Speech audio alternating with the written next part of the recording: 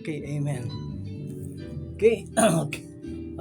Isang pinagpalang araw po sa bawat isa sa atin.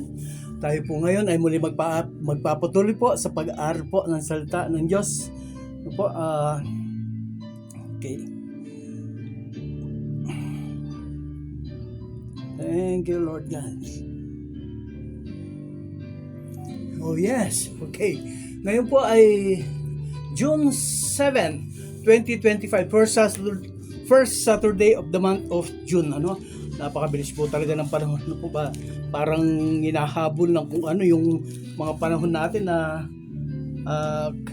para kailan lang nag-uumpisa pa lang yung buwan ng Marso, Abril, Mayo, tapos June na ulit ngayon.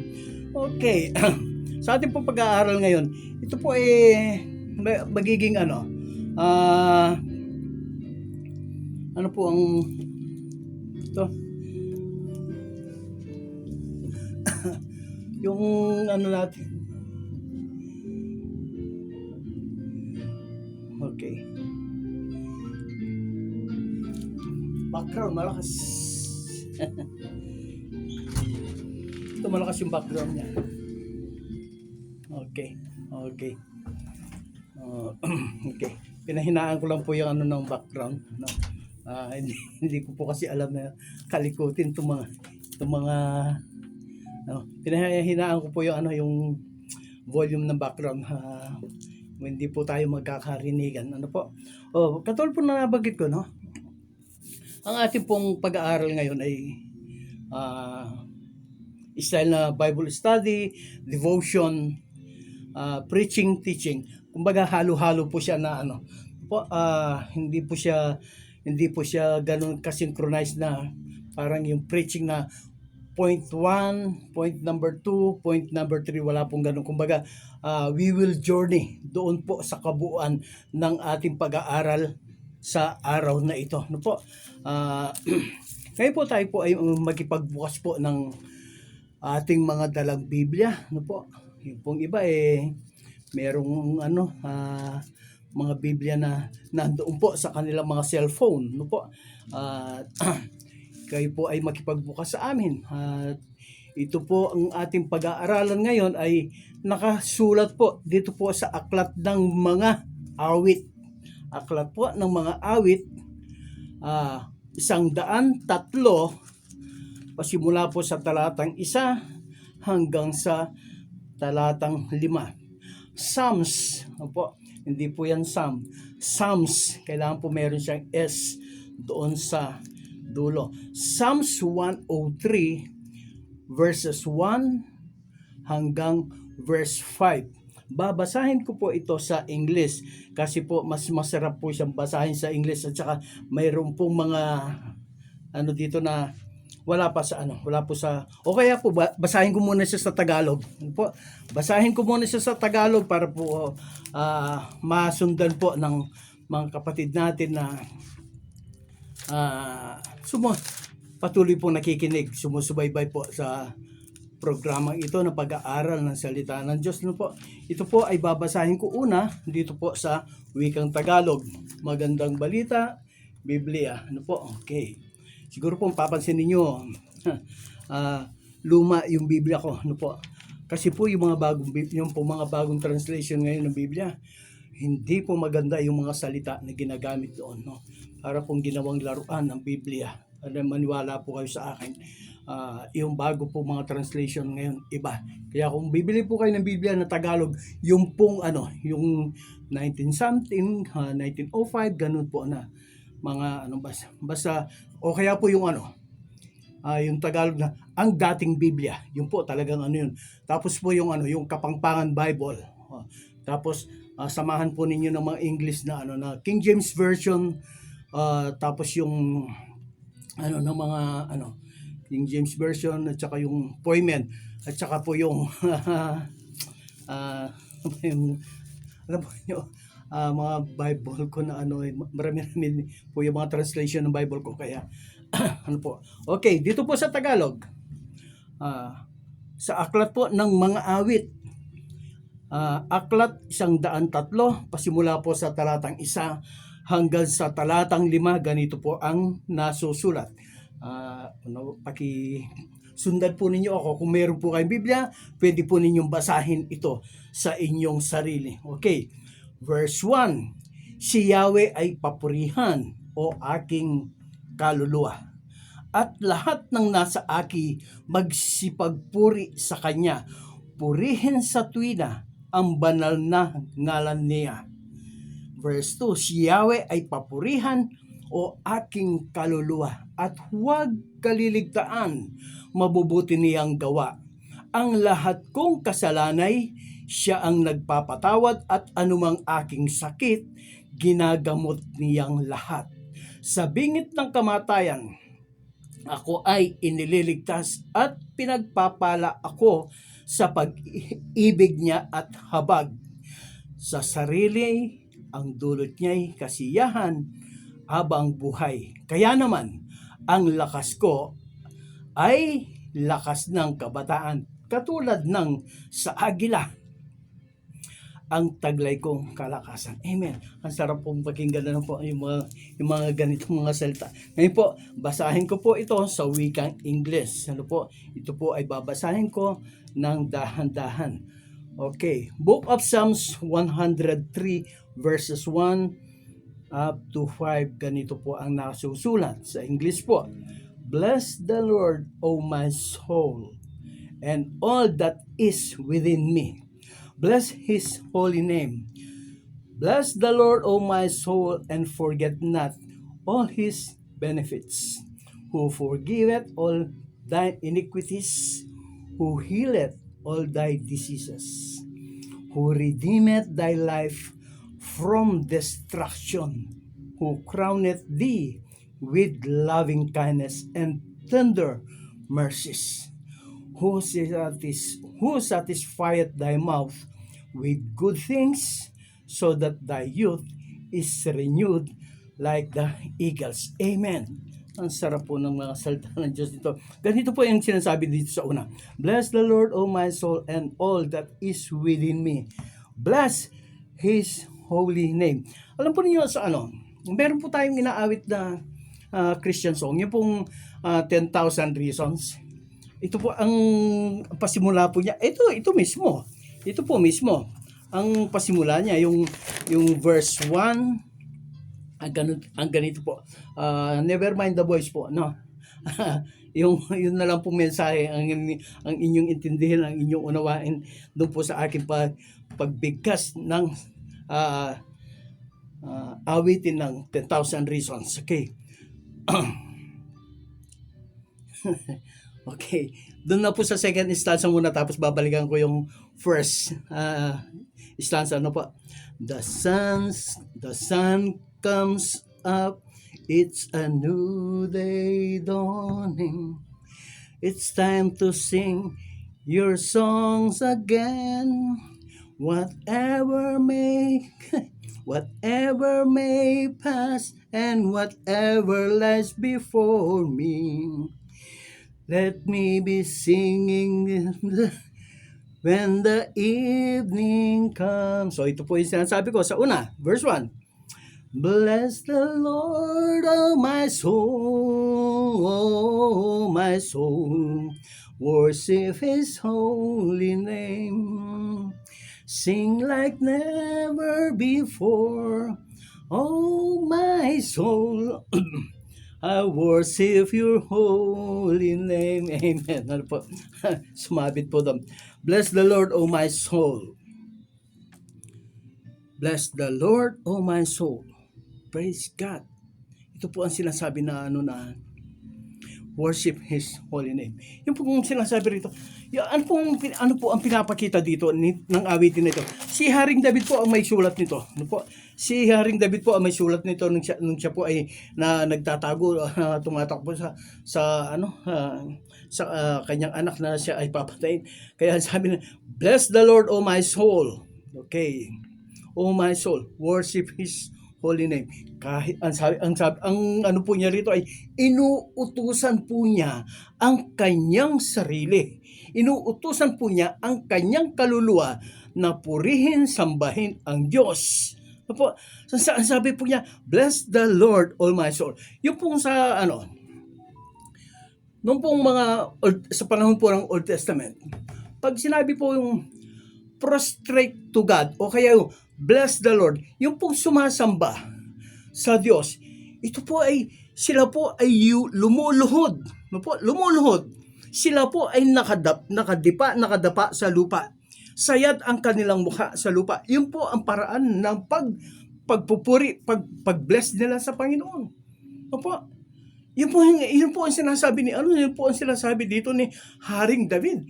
Bless the Lord, oh my soul. Yung pong yung Lord, ito po yung Diyos na makapangyarihan ako na kung saan ay siya pong God Almighty. Ano po? Yung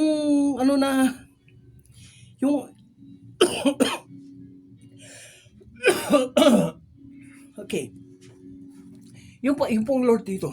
Yung po yung ever-existent, eternal God, ever-existent God, yung ang Diyos, ang Panginoon, siya ang nandoroon. Ano po? Bless the Lord, oh my soul. Yung pong Diyos na, sabi niya sa sarili niya, inuutusan niya ang kanyang kaluluwa. Okay, ang kaluluwa po natin, tayo po na tao ay mayroon pong tatlong bahagi. Ano po? Yung ating katawan, mayroon pong tatlong bahagi. Ito pong katawan na ito pong mukha na ito po ang katawan na ating na inyong nakikita. Ito, kumbaga, ito po yung box. Ano po? Ito po yung cabinet natin. Oh. Pagkatapos po, yung kaluluwa, ito po yung buhay natin. Ito po yung nakakaramdam ng sakit, nakakaramdaman ng hapde, na mayroong emosyon. Ito po yung nalulungkot, tumatawa, nasasaktan. Ito po yung soul na hindi po iyan na mamatay. Hindi po yan mamamatay. Pagkatapos po, yung pangatlo, ito po yung espiritu. Espiritu ng Diyos na nasa atin, na kaya po na nasa atin ngayon ay sapagkat nung lalangin ng Diyos ang ating ninunong si Adan, siya ay kanyang hiningahan sa ilong ng kanyang espiritu at nabuhay itong si Adan. So tayo po na tao ay mayroon tatlong bahagi. Ito pong ating katawan, ito pong ating kaluluwa, at itong ating espiritu. Kaya itong nito, ang sinasabi po dito ni Haring David, bless the Lord, O my soul. Buhay ko. Ang kanyang soul o ang kanyang buhay o yung mayroong pandama sa kanyang katauhan, ay yun ang kanyang inuutusan. Sapagkat itong katawan na ito ay walang pandama ito. No po, yung nakakaramdam ng sakit, yun po ang soul natin. Yung po nakakaramdam ng kasiyahan, kagalakan at katuwaan, yun po ang soul natin o yun po ang kaluluwa. Kaya yun po ang inuutusan ni Haring David. Bless the Lord, O my soul, and all. Alam mo niyo kung ano yun? And all that is within me. Ano po? Sa kanyang pag-awit po. Hindi lamang po yung kanyang kaluluwa. Hindi lamang po ang kanyang buhay, ang kanyang inuutusan upang magpuri, sumamba, magbigyan ng parangal, dakilain, itaas ang Diyos, kundi ang lahat ng nasa sa akin. Ang sabi niya, bless the Lord, O my soul, and all that is within me. Lahat ng nasa sa akin. Ano po yung mga nasa sa akin? Yung pong ating puso, yung ating atay, yung ating abdo, yung pong ating bituka, baga. Lahat po ng nasa sa atin ay inuutusan niya na purihin, sambahin ang Diyos. Alam po ninyo, nung ako po ay nagkasakit, napunta po doon sa St. Luke's. No po? Napunta po ako doon sa St. Luke's dahil po doon sa aking kidney. Ano po? Yung kidney ko talaga namang naging anong tawag doon? Infected na. Ano po? Hindi na po siya mukhang kidney.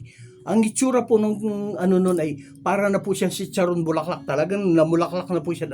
So nagkaroon po ako ng ganoong karamdaman na ang sabi nga ng doktor mamamatay na po ako in 5 days. Pero salamat sa Panginoon, binigyan pa po niya ako. 1999 po yun. Sabihin ng doktor sa akin na ako po ay mamamatay na in 5 days. 1999. So ngayon po ay 2025. So 26 years ago. 26 years ago, buhay pa ako.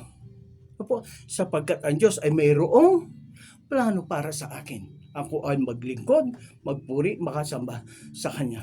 Salamat sa Diyos. Kaya po nung ako po ay magkaroon ng karamdaman na gano'n, at ako po ay lumabas sa ospital, natutunan ko po sa aking pananalangin. Ito po ang mga ito. Dahil ang bato ko ang sa mayroong problema. Pag ako po ay nananalangin, yung aking mga kamay ay idinadait ko. Hinahawak ko dito sa aking likod sa katapat po ng aking mga kidney. At sabi ko sa aking mga kidney, purihin mo ang ating Panginoon, mga bato ko. Sambahin mo ang Panginoon, mga bato ko. Inuutusan ko po ang lahat ng bahagi ng aking katawan, ang aking bituka, ang aking abdo, ang lahat sa akin, ang aking puso, ang aking atay. Lahat po ay aking inuutusan. Ano po, inuutusan ko ang lahat. Sabi ko, purihin mo. Kasabay po ng pag-utos na yun sa aking mga menudensya, sa aking katawan. Sinasabi ko sa ating Panginoon, Panginoong Diyos, ayaw ko pong pagalingin mo ang aking mga bato. Ang gusto ko po, O Diyos, ay palitan mo ito ng bago. Palitan mo ito ng bago. Yes, yun po ang panalangin ko sa Diyos. Panginoon, huwag mo pagalingin ang mga bato ko. Ang gawin mo, O Diyos, ay palitan mo ng bago. Kung ang Diyos ay hindi po niya pinalitan ng bago, ang mga bato ko, yung salitang bago ay yung binigyan niya ng panibagong kalakasan, binigyan niya ng bagong kasiglahan ang aking mga bato. Sapagkat iyon ang aking idinalangin, yun ang aking itinaas, yun ang aking hiningi sa Diyos. At dahil sa siya ay mayroong purpose para sa akin, meron pa siyang dahilan para ako ay mabuhay. Tinugon niya ang aking panalangin. Salamat sa Diyos. Kaya po pag tayo po ay mananalangin, sabihin natin, lahat ng ating mga, lalo na po yung mga may edad-edad na, yung po meron ng mga arthritis, yung po meron ng mga rayuma, sabihin po natin sa Panginoon, sabihin po niyo sa Panginoon, ikaw na ugat ko, ikaw na mga buto ko, kayo na mga kasuhan ko, purihin natin ang Diyos, sambahin natin ang Diyos, utusan po ninyo ang mga bahagi ng inyong katawan, katulad po ng awitin ni Haring David, and all that is within me, bless His holy name. Okay, bless His holy name. Paano naman po yan? Opo, bless His holy name, sila sabi. Ngayon, babanggitin po natin ang ilan sa mga pangalan po ng ating Panginoong Diyos. Ano po ang mga pangalan? Paano po natin maibibless, mapapagpala ang pangalan ng ating Panginoon kung hindi po natin alam ito? So, aaralin po natin ngayon kung alin po ang ilan sa pangalan ng ating Diyos. Hindi po natin kayang isa-isahin ang pangalan ng Diyos na naisulat na itala sa Biblia, sapagkat ang pangalan ng Diyos na naitala sa Biblia ay mahigit po 300. More than 300. Ano po? More than 300. More than 700 po ang pangalan na ibinigay sa ating Diyos. Kaya hindi po natin kayang pag-aralan yan ng isa-isa. Aabutin po tayo ng rapture. Hindi pa po tayo tapos dito. So pag-aaralan po natin kung ano lang po ang ating maaabot sa mga pagkakataong ito.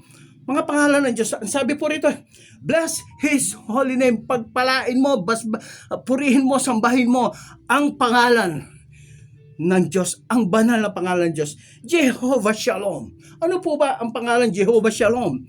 God our peace. Diyos na ating kapayapaan. Diyos ng kapayapaan. Lord, salamat po, O Diyos. Diyos ng kapayapaan. Diyos sa kabila po ng napakaraming mga kaguluhan, O Diyos, sa aking kapaligiran. Ama, binibigyan mo pong kapayapaan ang aking buhay. Binibigyan mo po ako ng kapayapaan sa aking kaisipan, O Diyos.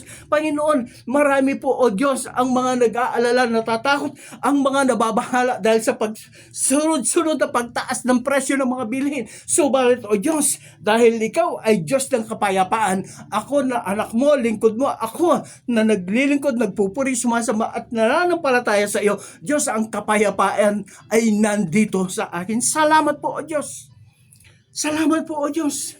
Yun nga po sinabi ng ating Panginoon Hesukristo nung siya po ay bago umakyat sa langit. Nandun po sa John 17 John 17 verse 14, ang sabi po niya doon, peace I leave you. No? Peace that is not of this world. Iniiwanan ko sa inyo ang kapayapaan. Binibigyan ko kayo ng kapayapaan. Ang kapayapaan ito ay hindi kapayapaan na nakukuha na tatamo binibigay ng mundong ito. Ang kapayapaan na nakukuha ng mundong ito, marami kang pera, marami kang ari-arian, meron kang ganyan, meron kang gano'n, payapa ka na. No. Sa ating Panginoon, maski na wala ka niyan, basta ang Diyos ang nasa puso mo, basta ang Diyos ang kakampi mo, basta ang Diyos ang kasama mo, payapa ang buhay mo. Amen. Sa kabila ng mga kaguluhan, sa kabila ng mga panganib na nandiyan sa iyong harapan, sa iyong kaliwa, sa iyong kanan, at sa likuran. Okay. Ang kapayapaan ay nasa iyong puso, nasa iyong damdamin, nasa iyong kaisipan, sa iyong mga anak na malayo sa iyo, sa iyong mga mahal sa buhay na malayo sa iyo. Payapa ka sapagkat alam mo, ang Diyos ang siyang mag-iingat, gagabay, papatnubay, magbibigay ng protection sa kanila. God, our peace. Jehovah Shalom. Jehovah Rapha, the God who heals. Our great physician, Jehovah Rapha. Jehovah Rapha. Ang Diyos na dakilang manggagamot. Ang sabi nga po dun sa Biblia, dahil sa mga sugat sa latay ng iyong katawan, nagkaroon kami ng kagalingan sa lahat ng uri ng aming mga karamdaman. Nung nandito po ang ating Panginoong Jesucristo, lahat ng uri ng karamdaman, ito po ay kanyang pinapagaling. Mga pilay, mga pingkaw, mga bulag, mga pipi, hindi na, mga lumpo, mga yung mga inaalihan na masamang espiritu. Lahat po sila, yung po mayroong mga ketong, pinapagaling po niya. Salamat sa Diyos. Salamat sa Diyos. Yan po ang Diyos na ating dakilang manggagamot. Jehovah Rapha. There are 10,000 reasons to praise the Lord. Ito, dadalawa pa lang ito. Jehovah Shalom ay Jehovah Rapha. Ang kasunod po, El Shaddai, the Almighty, all-sufficient God. Sa lahat ng iyong pangangailangan, sa lahat ng iyong kahilingan, nandiyan ang Diyos, tutugunin ka niya, at ang ibibigay niya sa iyo ay labis-labis pa sa iyong mga pangangailangan. The Almighty, makapangyarihang Diyos.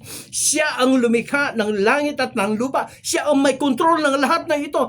Dawar, Jehovah, our El Shaddai, 10,000 reasons to praise the Lord.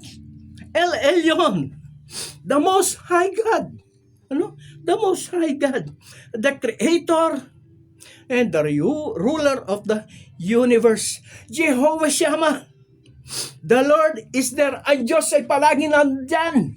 Sa iyong piling, nandyan palagi sa iyong katabi, sa iyong tabi. Nag-iingat, binabasbasan, binabantayan tayo. The Lord is there. Jehovah Shammah. Hindi man natin nakikita ang Diyos. Hindi man natin siya nahawakan, hindi man natin siya nararamdaman sa ating tabi. Pero ang sabi po dito, Jehovah Shammah, the Lord is there. Natatandaan po ninyo yung kwento ng tatlong binata, mga Israelita na itinapon sa pugon ni Haring Nebuchadnezzar. Pagbagsak, sila po ay nakatali yung kabay nila, nakagapos din yung kanilang mga paa.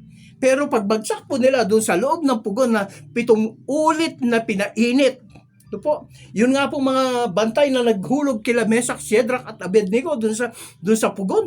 Sila po ay nasunog. Itong si Meshach, Shadrach at Abednego na nandoon po nahulog sa loob ng pugon, hindi po sila nasunog. Ang sabi nga po ni Haring Nebuchadnezzar, hindi ba 3 ang ating inuhulog?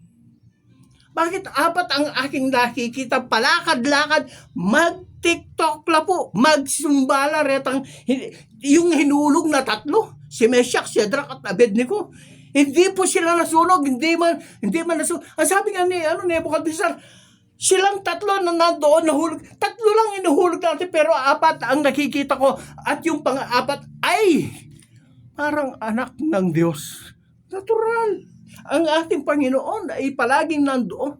Kung ikaw ay pupunta doon sa problema, doon sa suliran, doon sa pagsubok na mabigat na hindi mo kaya, ang Diyos ay mauunang pupunta doon upang ikaw ay kanyang saluhin, upang ikaw ay kanyang tulungan. Amen. Nung itong si Meshach, Shadrach at Abednego na nandoon sa pugon, sila po ay iniangat na, inialis na doon sa pugon. Ang sabi po ng mga ng mga pantas, ang sabi po ng mga tauhan ni Hari Nebuchadnezzar, hindi man lang sila nangamoy usok, hindi nasunog yung kanilang mga damit, hindi nasunog yung kanilang buhok. Bakit masusunog yan? Ang Diyos ay nandoon. He is our Jehovah Shammah. The Lord is there. 3 silang inihulog, 4 ang nakita nandoon sa loob. Pero nung sila ay iangat, 3 pa rin. Saan ang isa? Nandoon pa rin sa loob. Bakit? Sapagkat pag ikaw ay muling daranas ng mga mabibigat na problema at suliranin, nandoon na siya. Nauna na siya doon. Inihintay ka niya, sasaluhin ka niya, tutulungan ka niya, papatnubayan ka niya, gagabayan ka niya, at poproteksyonan ka niya. Jehovah Shammah, the Lord is there. 10,000 reasons to praise the Lord. Hindi po tayo mauubusan ng pagpuri, pagsambat, pagdakila sa Diyos. Nandito po. Makikita po natin. Ito po. Thank you, Lord God. Jehovah Jireh. The Lord will provide. Philippians 4:19. Paborito po ito ng mga Kristiyano. For the Lord will supply all my needs. Jehovah Jireh, our provider.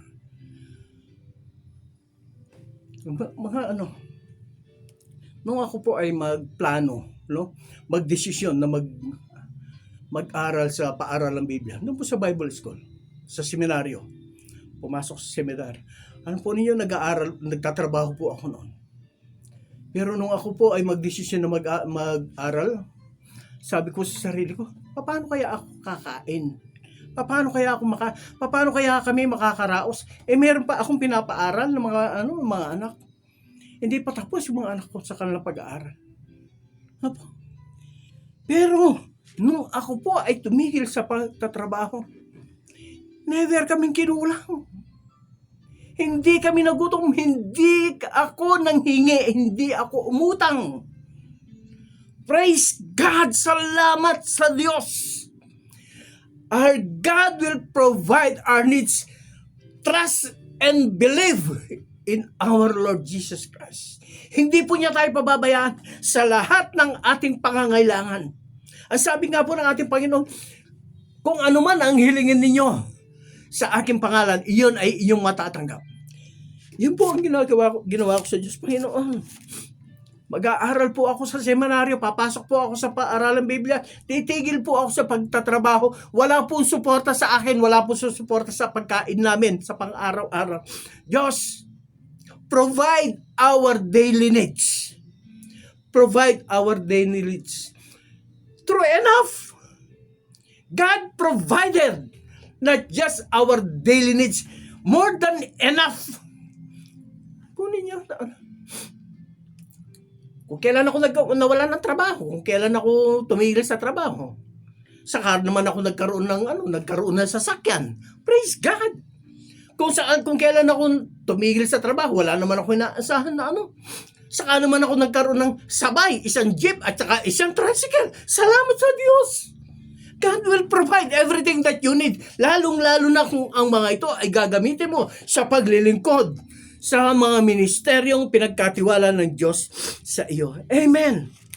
10,000 reasons to praise the Lord. Amen. Jehovah Chidkenu. Ano po? Ano po ninyo ha? Salamat sa Diyos. Marami tayong mga pagkukulang, marami tayong kasalanan, marami tayong pagkakamali. Hindi po tayo karapat-dapat sa harapan ng Diyos na tumawag ng Ama ko. Subalit, sa kabutihan ng ating Panginoong Jesucristo, ang ating mga karumihan, ang ating mga kasalanan, ang ating mga pagkukulang, ang ating mga pagkakamali, ito po ay kanyang tinubos, ito po ay kanyang binayaran. Tinakpan po niya ng kanyang kabutihan, ng kanyang kabanalan ang ating mga kasalanan. Jehovah Shidkinu, the Lord our righteousness, ang Diyos ng ating katuwiran. Matuwi tayo sa harapan ng Diyos, hindi dahil sa ating gawa. Ito po ay dahil sa ating Panginoong Heso Kristo. Jehovah Nishi.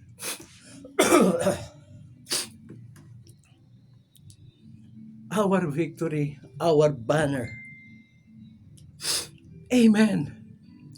Ang Diyos ang siyang siyang ating watawat. Siya ang ating bandila, siya ang ating simbolo ng ating katagumpayan. Yes. Ang Diyos, hindi tayo pababayaan, hindi tayo iiwanan ng ating Panginoon. Hindi niya tayo iwan pag tayo po ay nandun na sa problema, nandun na sa mga suliranin na ay yung halos hindi na po tayo makahinga, hindi na tayo halos makagulapay sa dami po ng mga suliranin na nakapatong sa ating mga balikat. Hindi po niya tayo iiwanan. No po? Pagdating po ng mga ganung mga sitwasyon, ang Diyos ay lalo po nating maaasahan. Sabi nga po dun sa yung awitin po na footprints in the sun. Ano po? Sabi nga po nung tao doon bakit pag ganito na nung wala akong problema, dalawa tayo, magkasama tayo. Yung bakas natin sa buhangin ay nandiyan, dalawa tayo. Pero nung Panginoon, nandiyan na ako sa mga problema, mga suliranin, nandiyan na, O Diyos, sa mga pagsubok. Hindi na ako makagulapay. Isa na lang ang bakas, Lord. Iniwanan mo na ako. Isa na lang ang bakas Iniwanan mo na ako. Ano po ang sagot ng ating Panginoon? Hindi kita iniwanan, anak. Ang bakas na yan ay bakas ko. Yan ang bakas ng mga paa ko. Kaya wala kang bakas yan kasi binubuhat kita. Yes, salamat po, O Diyos. Salamat po, O Diyos. The Lord is our victory. Hindi po tayo kayang gapiin, hindi po tayo kayang talunin, hindi tayo kayang babagsakin ng problema, suliranin. Ang Diyos ang siyang makikipaglaban para sa atin. Ang sabi nga ng Diyos the battle is the Lord. Yun po sinasabi. Okay. 10,000 reasons to praise the Lord. Saan siya po sabi niya na bless the Lord, O my soul, and all that is within me. Bless His holy name. Okay. Verse 4. Ano po? Verse 2. Okay. Nasa verse 1 pa lang po tayo. Ang dami. Okay. Ngayon sa verse 2 po tayo. Bless the Lord, O my soul. Ito na naman si Haring David. Inuutusan na naman niya ang kanyang kaluluwa, ang kanyang buhay, ang kanyang katauhan. Bless the Lord, O my soul, and forget not. Huwag mong kalimutan ang kanyang mga kabutihan. Purihin mo, sambahin mo, takilaan mo, pasalamatan mo, parangalan mo ang Diyos, kaluluwa ko, at huwag mong kakalimutan ang lahat ng kanyang mabubuting gawa. Ano ang kanyang mabubuting gawa? Sabi ko po sa inyo, ganito lang. Huwag na ngayon tayo ay matanda na Magmula pa nung tayo ay nandoon sa sinapupunan ng ating mga ng ating ina. Ang sabi ng Diyos, Jeremiah 1:5, even before, bago ka pa ipinanganak, pinili na kita.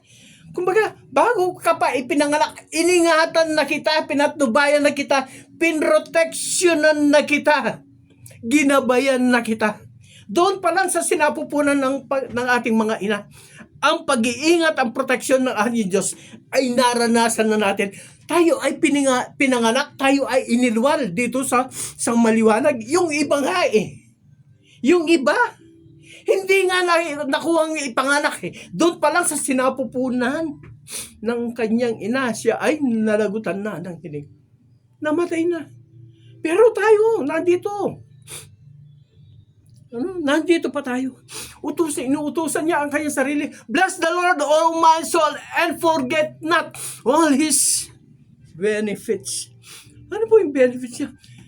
Nakita natin sa maliwanag na nakita natin yung mga nilalang ng ating Diyos.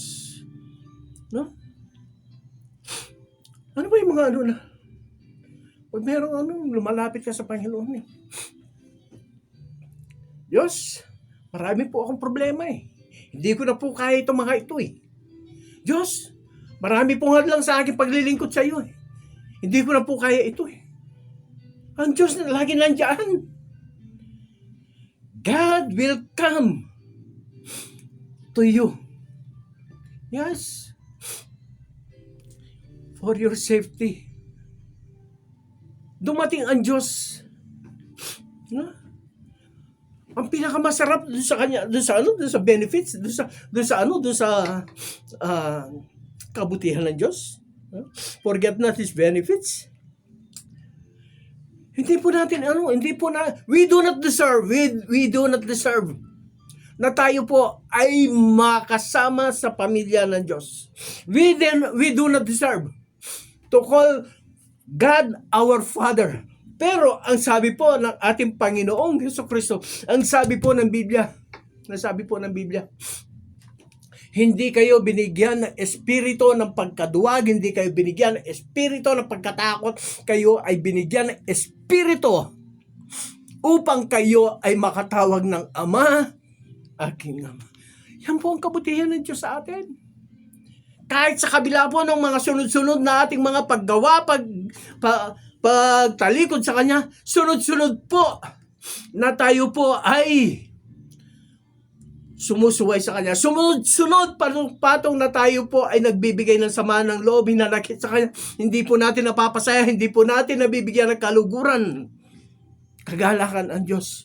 Subalit ang Diyos ay palagi pa rin po niya tayong iniingatan, ginagabayan, pinapatnubayan. Nandito. Ang pinakamasarap po ay yung salvation. Lord, salamat po. We do not deserve salvation. We do not deserve heaven. We deserve hell. We deserve punishment. We deserve condemnation. Pero ang Diyos, hindi po niya tayo pinabayaan. Sabi po dito, bless the Lord, all my soul, and forget not all His benefits. Wag na po yung mga pagkain sa araw-araw. Given na po yan eh. Talagang ibibigay at ibibigay ng ating Diyos yan eh. Pero yung kaligtasan, yung buhay na walang hanggan, ito po ang pinakamasarap. Ito ang hinihintay ng bawat Kristiyanong naglilingkod, Kristiyanong naghihintay sa pagdating ng ating Panginoong Jesucristo. Amen. Verse 2. Verse 3. Ito pa. Verse 3. Who forgiveth all thine iniquities. Okay. Titigil po ako doon. Okay, titigil po ako doon. He forgiveth all thine iniquities. Amen. Sa Tagalog po ang nakasulat doon ay at siyang nagpapatawad sa ating mga kasalanan. Pagdating po sa Tagalog ay parang napakababaw po ng salitang kasalanan. Pero pagdating po dito sa English, yung pong sinasabing iniquities, lahat po yan. Po, yung pong pagsalangsang natin sa ating Diyos. Yun po. Yung pong mga bagay na ipinipilit nating tama pero mali. Mali na nga, ipinipilit pa rin nating tama. That is iniquities. That is kasalanan sa harap ng Diyos. Mali na nga eh. Pero dahil sa gusto natin, tama tayo, marunong tayo, matalino tayo, ipipilit natin. That is iniquities. Gusto natin tayo ang bida, gusto natin tayo ang nasa taas, gusto natin tayo ang nasa tuktok, gusto natin tayo ang tayo. Yung po ang tinatawag ko na acology. Ako and me. Ang tawag ko po doon ay acology. Ako ang may alam. Ako ang matalino. Ako ang dapat masunod. No? Pero dito ang Panginoon, ano? He forgiveth our iniquities. Kahit na ganoon tayo. Kahit na ganoon tayo. Hindi tayo pinapatulan ng ating Diyos sa ating mga karumihan, sa ating mga kasalanan, sa ating mga pagkakamali. Okay.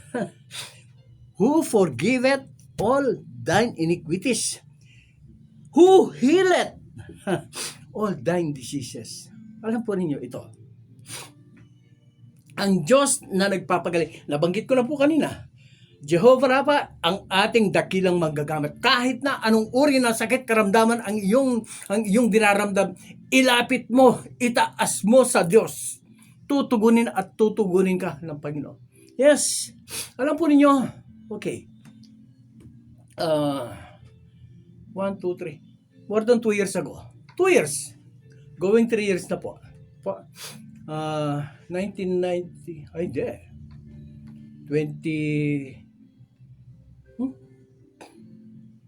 2021. Kasagsagan po ng pandemic. Meron pong tumawag sa akin. Ang sabi niya, friend, puntahan mo ako. Pero wag mo sasabihin sa mga kakilala natin na ako ay mayroong ganyan, ganon at ganito. Sabi niya, o sige, sabi ko, pupuntahan kita. Pinuntahan ko siya. Madaling salita, pinuntahan ko po siya. Ngayon, nung siya po ay pinuntahan ko, ang sabi niya sa akin, friend, meron akong cancer, stage 3. Sabi ko, bakit ngayon mo lang sinabi? Sino ba nakakaalam? Friend, walang nakakaalam, maski na yung mga kapatid ko, lalo na yung mga anak ko, hindi po nila alam na ako ay mayroong sakit na cancer na stage 3. Ikaw lang ang nakakaalam. January 16, 2021 po nangyari yan. Stage 3, hindi po niya sinasabi sa kanyang pamilya, sa kanyang sambahayan. Ano po ang ginawa ko? Inilapit ko siya sa Diyos, inilapit namin sa Diyos ang kanyang sakit at karamdaman. Okay. Alam po ninyo, breast cancer po siya. Saan ba? Kaliwa. Sabi niya sa akin, friend, gusto mong makita? Noong una po natatakot ako. Kasi po breast cancer, ang doon. Pag breast cancer, stage 3, wala na, kinain na ng cancer cells ang kanyang laman. Pero sabi ko, natatakot ako na, hindi ko alam kung tiningnan ko. Alam po ninyo, ang nakita ko, buto. Nakikita ko na po yung buto niya dun sa loob. Opo, wala na naman dito na, buto na lang. Tapos nakikita ko yung mga laman-laman niya na gumagalaw na Alam po ninyo, sabi ko, Lord, hindi ko po, sa totoo lang, hindi ko kayang tingnan na matagal. Sandaling, sulyap lang po ang aking ginawa na Tapos sinano ko siya. Okay. O sige, pray tayo. Alam po ninyo, nag-pray kami. Nagpasimula ka. Noong pong araw na iyon, okay, January 16, 2021, ang mensahe na dinala ng Panginoon sa kanya ay yung 10 virgin. Ano pa? 10 virgin. Yes. At okay, ang 10 ketongin. Pero pinili ko po yung 10 ketongin. Ngayon, 10 ketongin.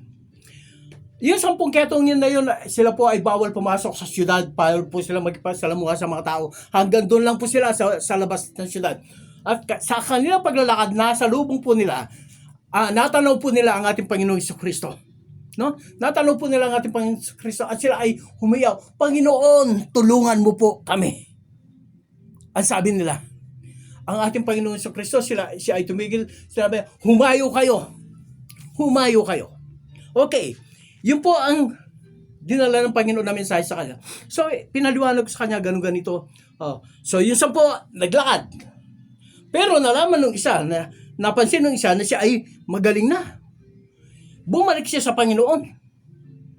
Siya ay nagpasalamat, pagpuri, nagsumamba. Isa lang ang nagpasalamat sa Panginoon. Ito pong kapatid na ito na sinasabi ko, tumanggap sa ating Panginoon. Sa umpisa, talaga masigasig siya na naglilingkod. Masigasig siya. Binilang ko siya ng Bible para masundan niya yung aming mga pinag-aaralan. Talagang ko siya. Okay, ganito. January, February, March, April, May, June, July.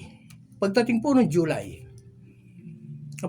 Kasi po, meron siyempre, ibang pananampalataya nila. Tinanong niya ako nung papaalis na po ako doon sa Papaalis na po ako doon sa bahay nila. Pinakita niya sa akin yung friend, sabi niya sa akin, tingnan mo, magaling na ako. Sabi niya, yung pong makikita ko dati na buto, at yung mga laman-laman na mga nandoon. Alam po ninyo, parang natakpan po ng mga agiw. No? Natakpan po ng mga agiw. Ibig sabihin, gumagaling unti-unti yung kanyang sakit karamdaman. Sapagkat siya ay nagpapatuloy sa paglilingkod sa ating Panginoong Hesukristo. Ganito po ang sinabi ng Panginoon doon sa 10 ketongin. Humayo kayo. So, sila ay nagpatuloy sa kanilang paglalakad. Sa atin po, sa kanilang pagpapatuloy sa paglalakad, gumaling yung isa at siya ay bumalik. Nagpuri, nagpasalamat sa Diyos. Ito pong kapatid na ito, nagpasalamat, nagpuri sa Diyos. Pero, pagdating po ng month of July, tinanong po ako ng taong ito. Ang sabi niya sa akin, friend, word for word po, pinuntahan mo ba ako dito para i-convert mo ako sa relihiyon mo? Sabi ko, napatigil ako, bumalik ako. Nasa may pintuan ako, bumalik ako. Sinabihan ko siya, friend, pumunta ako dito, hindi dahil sa gusto kong ikaw ay i-convert. Nagpunta ako rito para ibahagi sa iyo ang mga salita ng Diyos. That is between you and God. Hindi po tayong dalawa magkausap, sabi sa kanya. That is between you and God. Kung ano po ang nararamdaman mo sa panawagan ng Diyos, yun po ang gawin mo. Alam po ninyo yung araw na yun, yun po ang last day namin na ako po ay kanyang pinapunta doon sa bahay. Yes, July.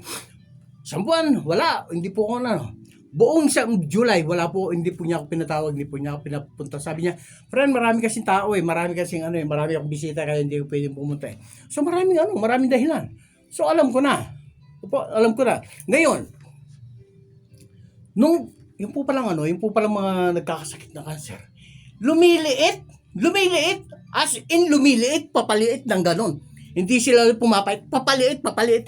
Yung pong kaibigan ko na yun, magkasing taas kami. Pero nung siya po ay nandoon na sa talagang stage 4, doon po, tinawagan na po niya ako. Stage 4 na po siya. Doon po siya sa bahay ng kapatid niya. Alam po ninyo, pasok po ako sa bahay ng kapatid niya. Hindi ko man siya napansin. Kasi po, akala ko yung nakahiga doon sa duyan ay batang maliit. Ang liit na lang po niya. Hindi ko po siya napansin. Ang sabi ko sa kapatid niya, ate, saan po si ano? Sabi niya, ayun, dinahanan mo siya. Sabi ko, saan po? Ayun, yung nakahiga. Ano po niyo, praise God. Yun po ang huling araw namin na kami po ay nakapanalangin ulit. Opo. Yung po paglilingkod sa ating Panginoon. Opo. Yung po sinasabi rito, who forgiveth all thine iniquities and who healeth all thy diseases. Opo.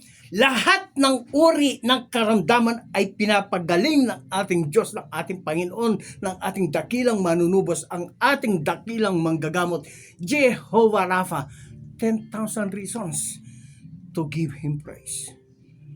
Ano po? Yun po. Napakasakit. Nandoon na Kita ko na Nandoon na, magaling na Natatakpan na ng agiw. Yung sugat niya, hindi na nga nakikita yung buto May agiw na doon Malayong-malayo doon sa unang araw na pinakita niya sa akin. Na talagang nakikita yung buto, nakikita yung mga laman na gumagalaw-galaw. Pero salamat sa Panginoon. Kahit papaano, I'm sure yung kapatid na iyon, siya po ay ligtas. Sapagkat nung huli namin pagkikita, hindi po hinawakan ko muli ang kanyang kamay. Yes, napakaliit na ng kamay niya, parang bata nga lang pray kami ulit. Sabi ko, friend, narinig mo ba ako? Kung narinig mo ako, pisilin mo yung kamay ko. Okay, pinisil po niya. Kasi hindi na po makapagsalita Basta kurap na lang siya. Tsaka yung kamay niya, ganun lang. So, nag-pray kami ulit. Praise God. Days after, namatay siya. Pero, ang katunayan yun, siya ay ligtas. Praise God. 10,000 reasons. Maski na po siya ay namatay, hindi siya gumaling. At least, she is saved. She is saved. Ligtas siya. Okay. Ito po yung sa verse 3 pa lang po yan. Verse 4. Kunting oras na lang po tayo. Verse 4. Who redeemeth thy life? Okay, you redeemeth. Tinubos ng ating Panginoon ang ating mga kasalanan doon po sa krus, sa bundok ng Kalbaryo, nung siya po ay mamatay doon sa krus. Tiniis, pinagtiyagaan ng ating Panginoong Jesucristo na ang ating mga kasalanan ay kanyang pasanin. He redeemed us. Yung pong redeem, He buy back.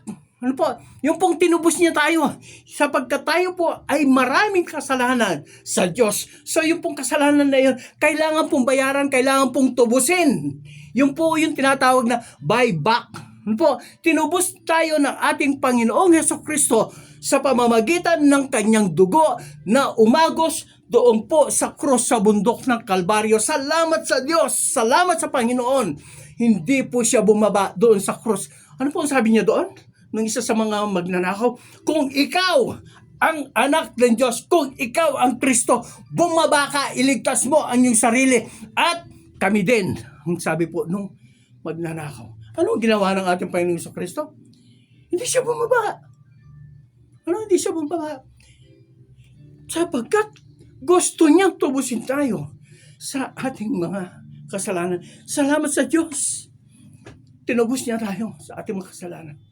Hindi niya pinagkait ang kanyang buhay upang tayo ay matubos. Who redeemed thy life? Yung pong buhay natin. Itong pong buhay na ito na atin tinataglay. Wala po ito sa Diyos lahat ito. Lahat po ng tinatangkilik natin, lahat ng nakikita natin, sa Diyos po lahat ito. Wala tayong pag-aari dito, ni yung hangin na inihinga po natin. Sa Diyos yan. Doon nga po sa ospital Pag na-hospital ka, may bayad ng oxygen Ang mahal ng oxygen. Dito, pag ang Panginoon ang may gawa, libre lahat. Inaabuso pa. Hindi man lang makapagpasalamat. Salamat sa Diyos, Lord, salamat po. Libre yung hangin. Pero pagdating doon sa ospital, ay, salamat po, doktor. Mayroong kaming discount doon sa oxygen. Ang bihira yan. Binayaran mo na. Nagpasalamat ka pa. Pero ang Panginoon, libre. Lord, salamat po sa hangin na binibigay mo sa amin. Itong malalalapit na tag-ulan. Sabi ng mga tao, Lord, ba't ganito umuulan? Pag mainit naman, Lord, ba't ganyan mainit, maalinsangan? Hindi alam ng tao kung anong gusto. Mainit, malamig, maalinsangan, ano ba yan? Kaya tuloy, nalilito na yung panahon Kaya tuloy, araw na araw, kasabay na yung ulan O paano ka magre-reklamo noon, mainit at saka umuulan? No? Paano ilalagay po natin yung magre-reklamo na, Lord, mainit po, pero umuulan. Hindi pwede magreklamo noon. Okay. Verse 4, who redeemed thy life from the destruction. From the destruction. Ano po yung destruction na ito? Yung po sinasabing destruction na ito, yung pong papunta doon sa impyerno, doon sa eternal damnation, doon po sa walang hanggang kaparusahan, doon po sa naglalagablab na apoy, doon po sa impyerno. Ito po yung sinasabi dito na destruction. Destruction from the pit, doon po sa hukay. Doon po sa impyerno, doon po sa naglalagablab na apoy, nandoon ang asupre na hindi namamatay yung apoy araw at gabi. Ang bihira niya, iniihaw ka maghapon, araw at gabi. Magmula sa walang hanggan. Hindi ka masusunog. Kamadulok, nanapin ng Kapampangan. Andiyan ka bukas pati ngapon, walang hanggan. Kamadulok. Itamong pali ang daramdaman mo. Destruction from the pit. Ang Diyos po, niredeem tayo dito, tinubos tayo ng Diyos sa pamamagitan po ng kanyang kamatayan doon sa krus, sa bundok ng Kalbaryo. Hindi lamang po yan. Ano po yan?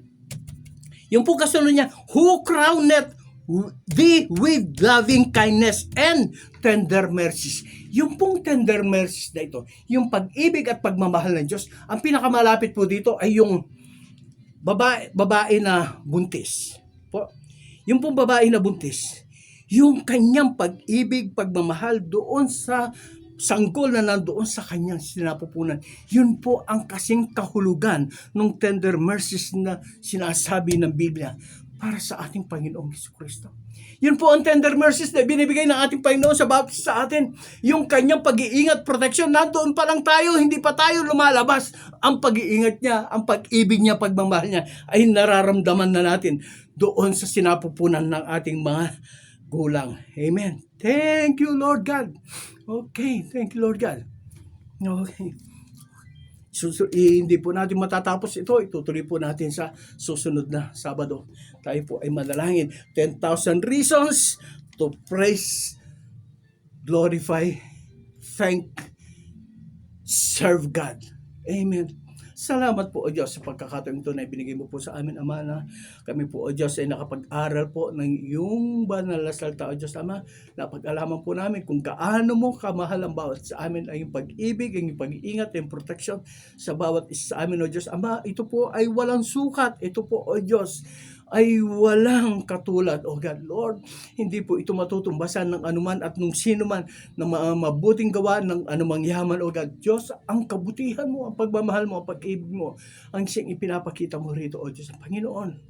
Wag mula po sa araw na ito, O Diyos, uutusan ko ang aking sarili, uutusan ko ang aking kaluluwa, ang lahat ng nasa akin, O Diyos, ay purihin ka, sambahin ka, dakilain ka, Ama. Panginoon, salamat po ang napakarami sa araw na ito na binigay mo sa amin.